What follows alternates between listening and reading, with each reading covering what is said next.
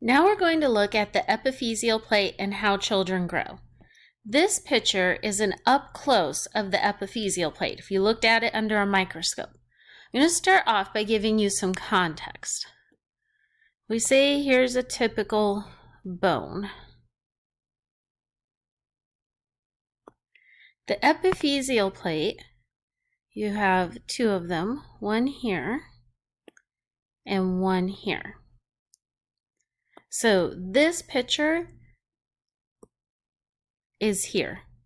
And the one on bottom would be this picture, but flipped upside down. And the epiphyseal plate is hyaline cartilage. And this is only in children. Adults don't have an epiphyseal plate. And the way it works is the cartilage grows outward. So the cartilage on the top is going to grow this way. The one on the bottom is going to grow this way. The cartilage grows outwards, and as it does, the bottom part gets converted to bone.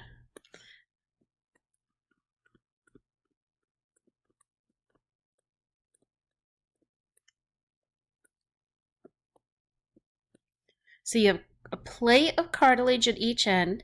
That cartilage grows, and as it grows, the old cartilage gets converted to bone. So the bones grow outward from the center, and that's how the bones get longer, and that's how children grow taller. So now let's go back and look at the epiphyseal plate in detail. It is divided into zones. So we're going to start at the top and we're going to work our way down. Up here we have zone 1. This is the zone of resting cartilage. This cartilage is not growing. Its job is just to attach the epiphysis. So you have here is the epiphysis. It's that end knobby part of the bone. Notice it's on the other side of the epiphyseal plate from the rest of the bone. So the zone of resting cartilage just serves as a joint to attach the epiphysis to the rest of the bone. Then we can move down here to zone 2. This is the zone of proliferation.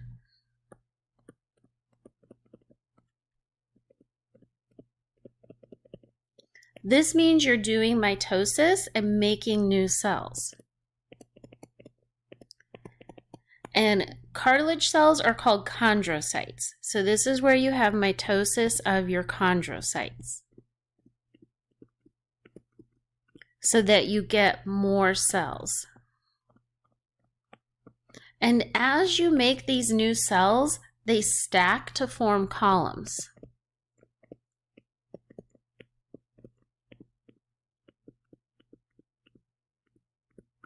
So you can see, like, here is a column of cells. Here's a column of cells. Right? All those purple things there are the cells that you're making by mitosis, and they form these columns. The blue in between is protein matrix.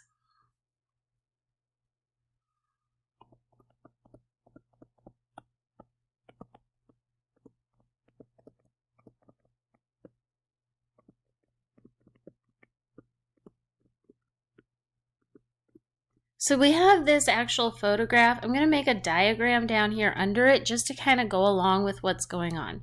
So we have zone 2. You have all these cells.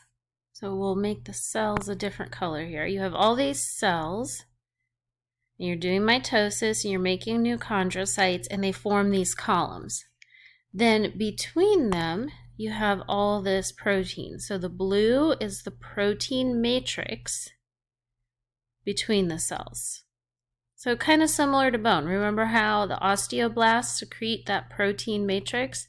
That's what's going on here too. Okay. Then we can move on to zone 3. Zone 3 is hypertrophy. This means that the cells get bigger.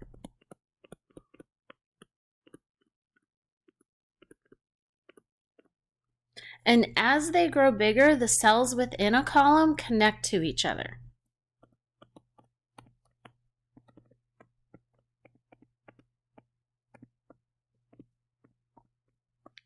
So here are our columns.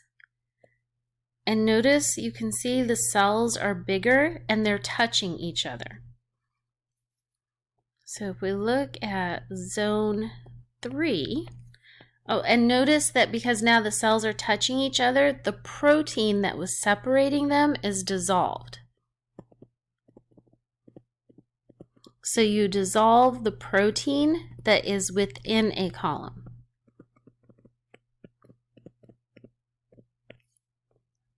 So down here with zone 3, our cells have grown taller. So they're kind of like this, and they're touching. And as they grow together and touch, they dissolve the protein within them, but you still have the protein here on the sides. So now you have a column of cells that are touching, and you have protein on each side of that column of cells.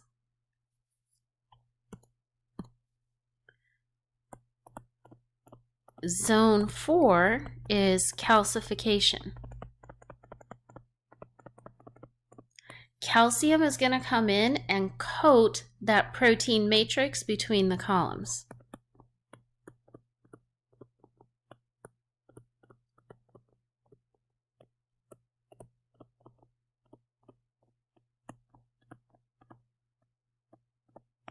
And the cells are going to die.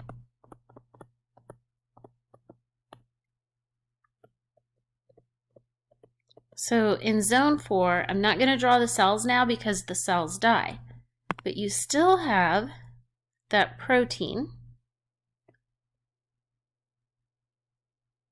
And now you have calcium coating it. So we can put, this can kind of be our calcium coating on the protein.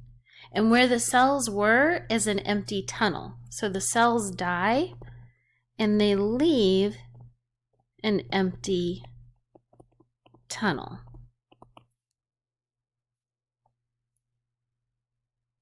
Then we go into zone 5 is ossification. This means we're going to convert the cartilage to bone.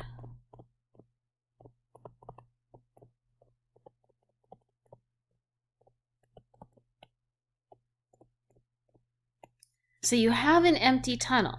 Remember in bones, we had central canals. It was an empty tunnel and then a blood vessel and a nerve were in there. That's what's going to happen here. In zone 5, we have our protein and it is coated in calcium. And now we're going to have blood vessels and nerves move into this tunnel.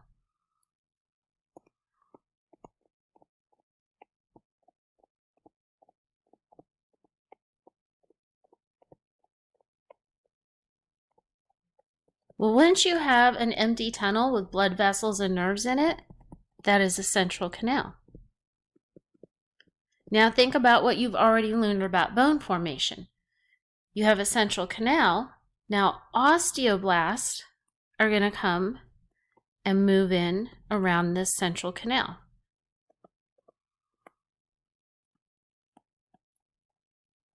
And osteoblasts are what build bone tissue.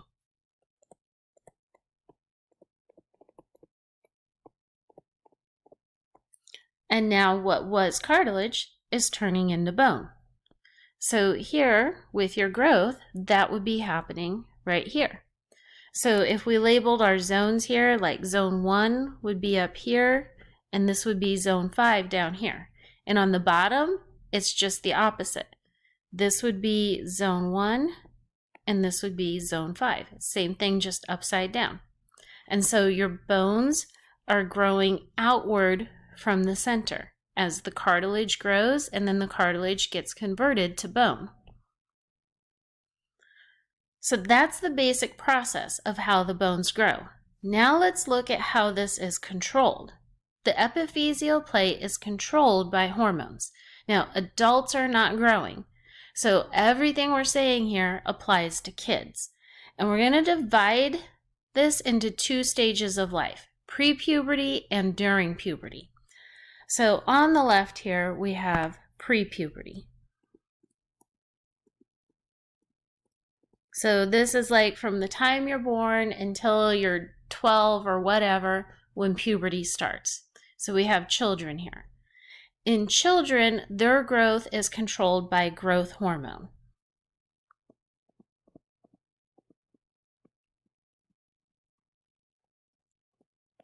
And we're going to focus in just on 3 zones of the epiphyseal plate. In zones 2 and 3, so in 2 and 3 is where cartilage grows. Right? You're making more cartilage cells, those cells are getting bigger. So zones 2 and 3 is the part where the cartilage is growing. Zone 5 is the part where you convert that cartilage to bone.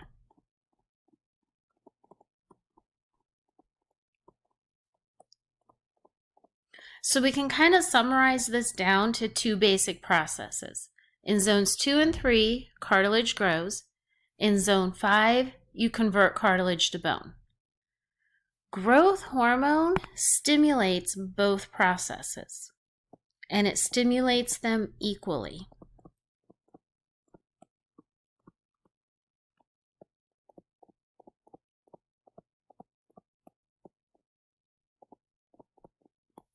So if we do, for example, if we say in zones 2 and 3 where the cartilage grows, let's say a child adds 3 centimeters there. And I'm just making up pretend numbers just to make the point. Then you have zone 5, where you convert that cartilage to bone. It would be 3 centimeters. Let's say the next year the kid has another growth spurt and we add 5 centimeters of cartilage. Well, then you would convert 5 centimeters to bone. It's always going to be equal. Growth hormone stimulates both processes equally. So in a child, the epiphyseal plate stays the same size.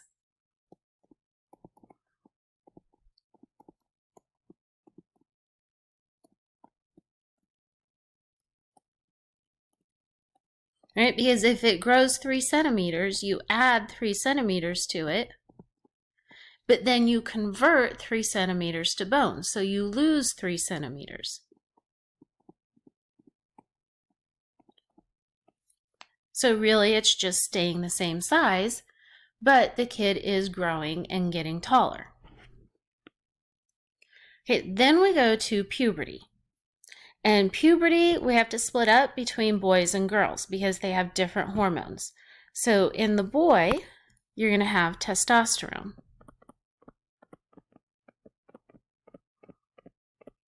And in the girl, it's going to be estrogen.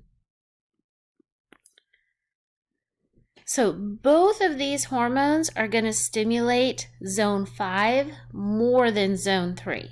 So let's look at the boy first.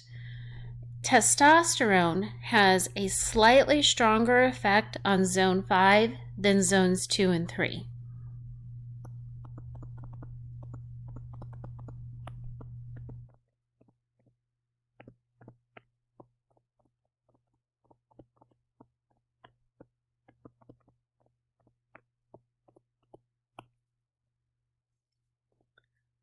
So let's make up just some pretend numbers. Let's say that you have 2 and 3, the cartilage grows. And we're going to have zone 5, where we convert to bone. Let's say that the boy has 3 centimeters of cartilage growth. Well then, let's make just simple basic numbers. Let's say 4 centimeters as converted to bone. Let's say then he has 5 centimeters of cartilage growth. Well, let's say 6 centimeters is converted to bone. So there's a slight loss of epiphyseal plate. If you gain 3 but lose 4, you come out -1. If you gain 5 but lose 6, you come out -1. So as a teenage boy is growing, the epiphyseal plate is shrinking.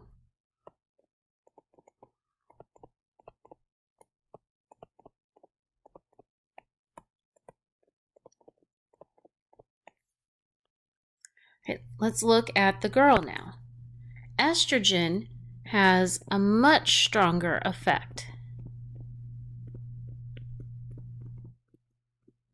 on 5 than 2 and 3.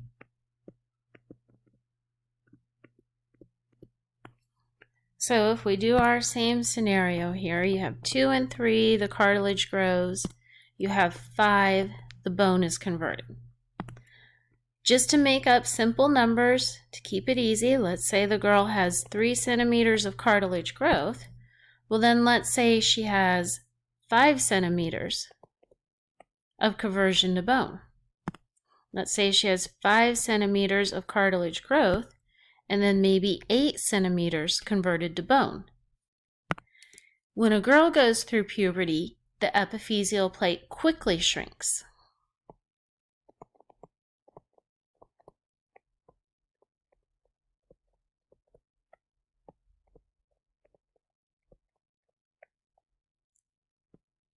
So if we look at what's going on during puberty, you get growth spurts,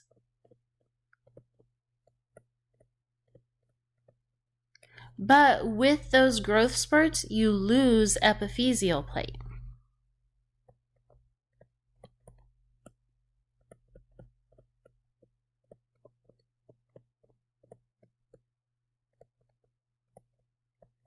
Eventually, you run out of epiphyseal plate.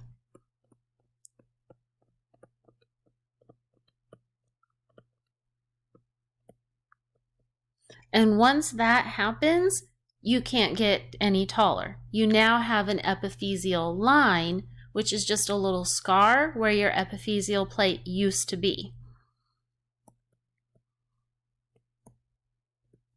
So children have epiphyseal plates, adults have epiphyseal lines. There is a difference between a plate and a line. You can't use those terms interchangeably.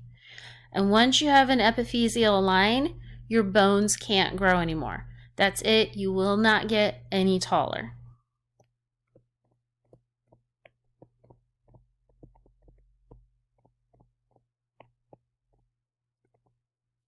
And just to clarify, we've been talking about like osteoblast and how they build bone tissue. That is making your bones more dense. So there's a difference between making your bones more dense and making the bones longer. The epiphyseal plate is what makes the bones longer. That process stops at the end of puberty. Throughout your life, you can exercise and stimulate your osteoblast and make your bones more dense.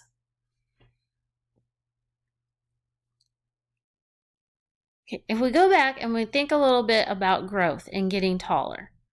On average, adult men are 5'9".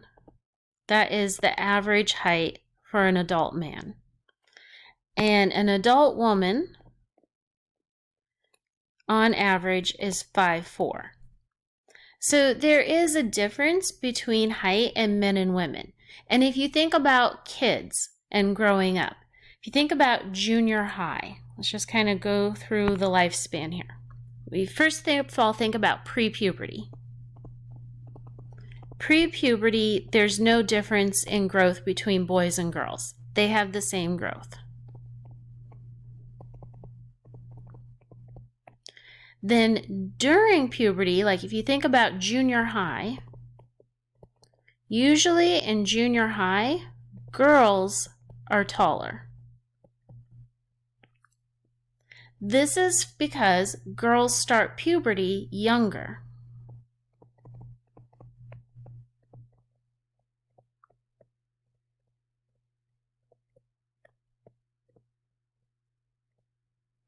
But then by the time you graduate high school, usually the boys are taller.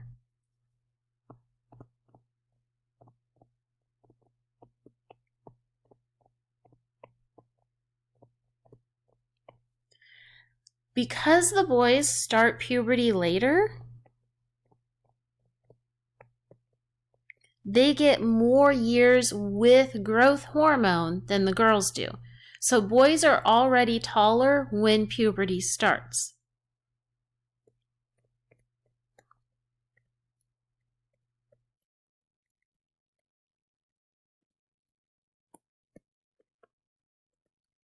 Growth hormone kind of lays the foundation for your height.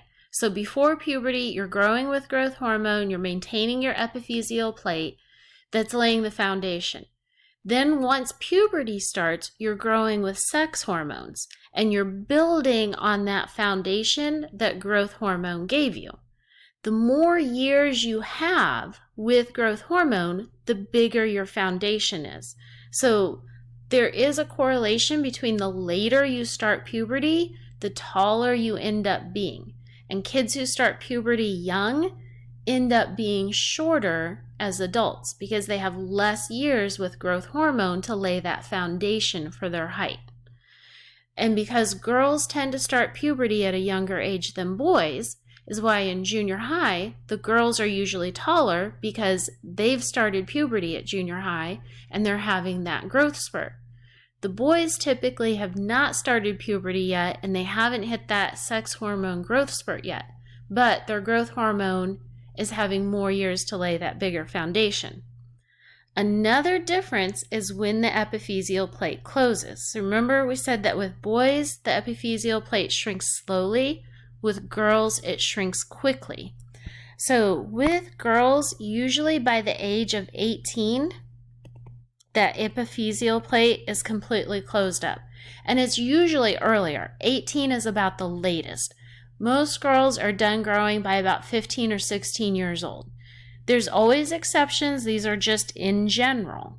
But in general, most girls are done growing by age 16. It's very rare to have a girl grow after the age of 18. Because in boys, that plate shrinks slowly, they can have more years of growing in puberty.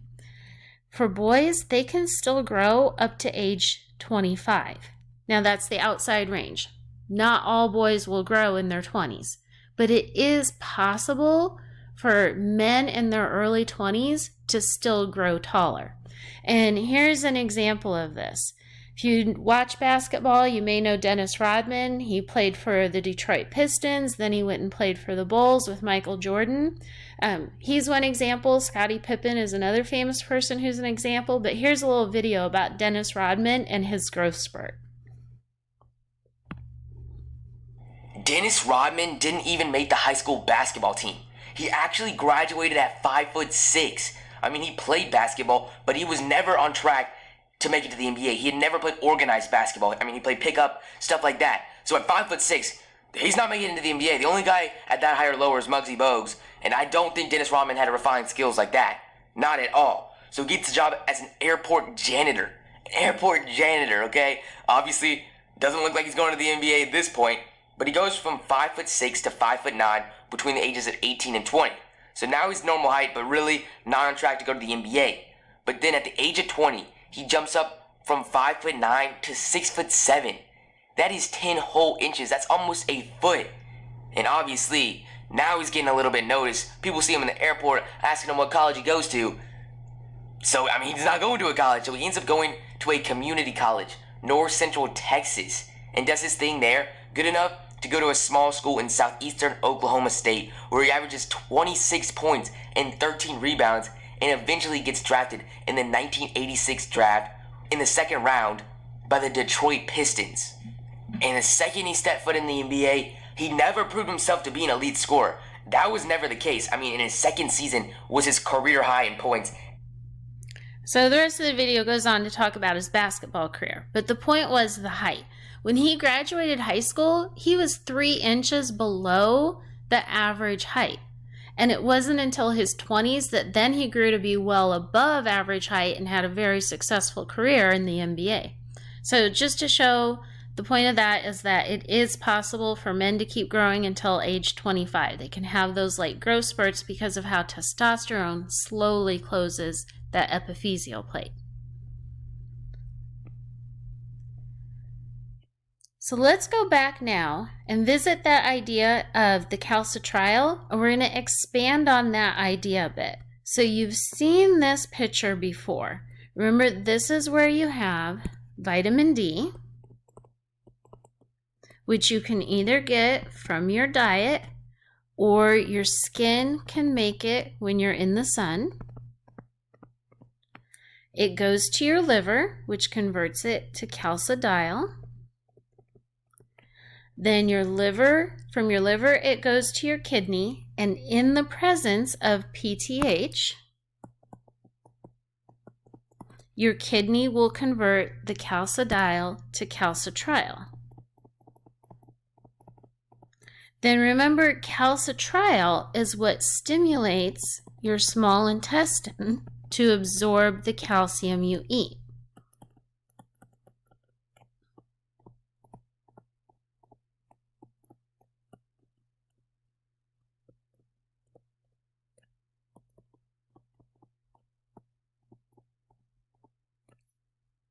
So the point here is, like I said before, you have to have vitamin D in order to absorb calcium.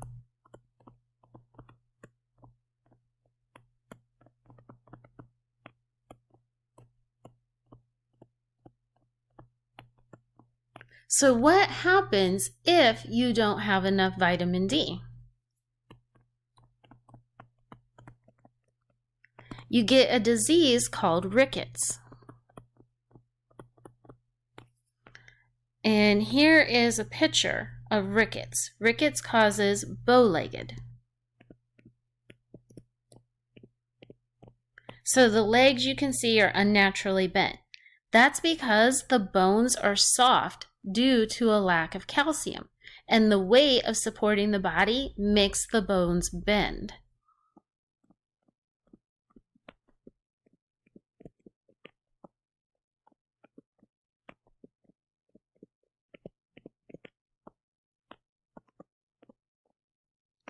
So the steps, now it doesn't necessarily mean you aren't eating enough calcium. The steps in getting rickets is you lack vitamin D.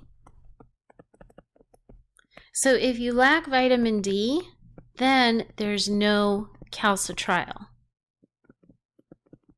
And if there's no calcitriol, then your intestine can't absorb calcium.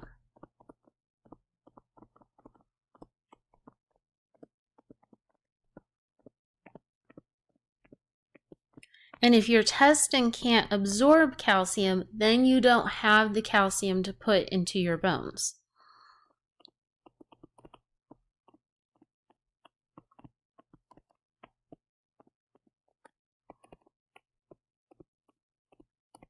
So this is kind of an old-fashioned disease. It used to be common in the 1800s. In the 1900s, it all but went away. But now it's kind of making a comeback. So if we look a little bit at history and see what's going on with this.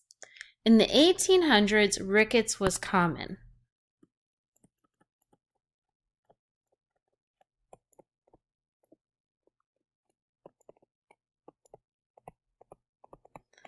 All right, so if you think you have it tough today, at least you didn't live in the 1800s when your parents would have sent you to work in a factory or a coal mine. Today you have to be 16 to get a job. That law came about in the 1930s. Before that, your parents could send you out to work. So in the 1800s was the Industrial Revolution.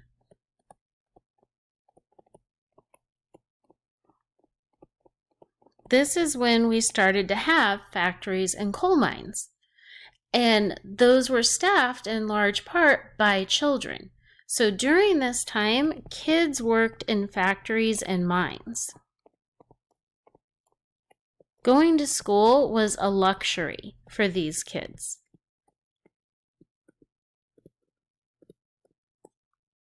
Well, there's no sunshine in factories and mines. So since the kids were not being exposed to sun, their skin was not making vitamin D.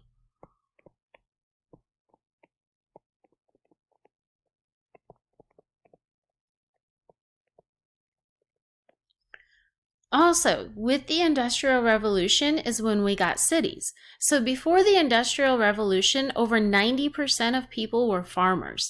And if you lived on a farm, you had a cow and you had milk and you had vegetables and all your food right there. Well, with the Industrial Revolution and factories, you started to get cities. So you had cities, but there wasn't yet refrigerators or semi-trucks, things like that bring food into cities. So you had city living, but no good fresh foods. Or I shouldn't say no at all, but definitely a lack.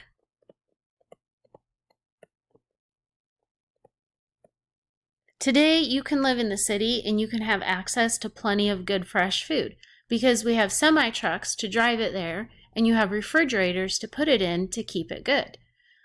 Well, in the 1800s, neither of those existed yet. There was no way to have good fresh food in the city. So these kids had poor diets. So the combination of poor diet and of being in a factory or a coal mine all day away from sunshine made a lot of kids vitamin deficient.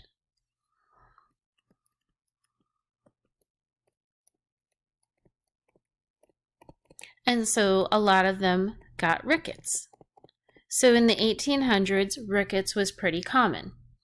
Then in the 1900s, few things happened from when we got the child labor law. So we stopped sending kids to work in factories and coal mines.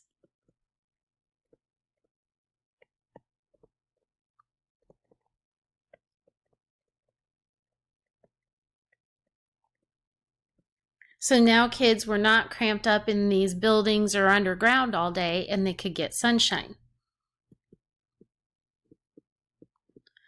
We also started to get new inventions, refrigerators, transportation, a better way to get food into the cities.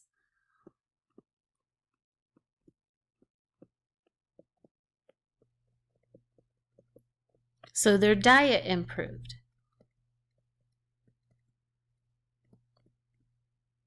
And rickets pretty much disappeared. Nobody was getting rickets anymore. Well, the reason rickets is in your textbook now in the 21st century is because it is making a comeback.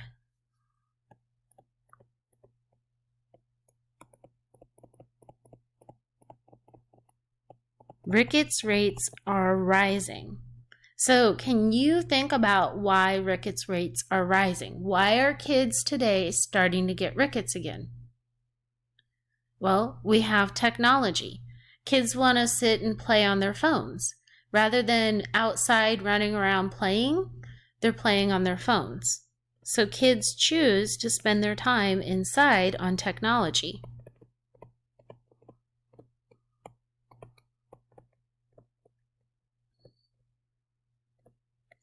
And we have lots of junk food.